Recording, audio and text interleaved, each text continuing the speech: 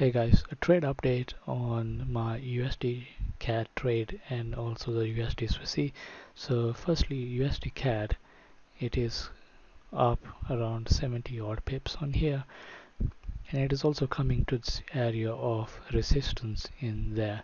So I do want to take some profit off, because if I look at the news, tomorrow we have CPI, and as we know, CPI can be very volatile and a lot of things can change in how the charts can move in the direction.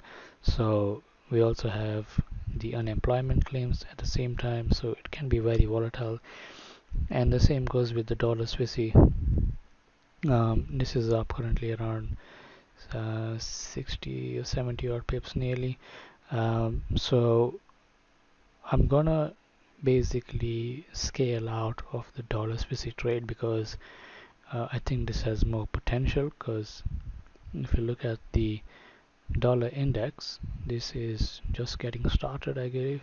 If we get a daily breakout here and then a pullback, we could be seeing this going up to 103.5, and it has a lot of room. So what I'm going to do is, because of that news, and it's done about more than my stop loss, I'm going to basically scale out of this position.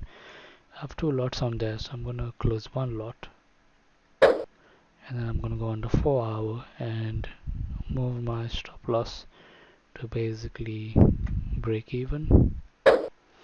And then if it comes in a pullback again in here tomorrow, which would be about 60 odd pips, that would be the daily range, then I will look to re-enter this to the upside again. And with the dollar CAD, I'm just going to close this position because it's coming into an area of resistance. So I'm just going to close that, and basically that is 140 pips for the week.